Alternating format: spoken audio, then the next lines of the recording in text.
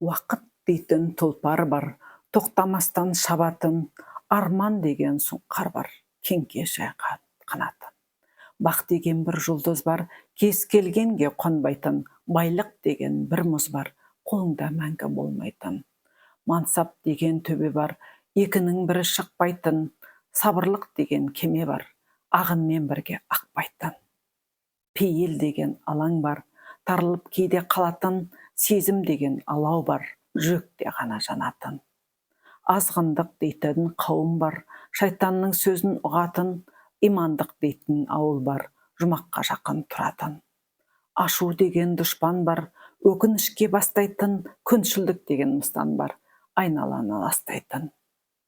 Үміт деген жалын бар, өшірмесең өшпейтін, қиял деген сағым бар, қапелімде көшпейтін.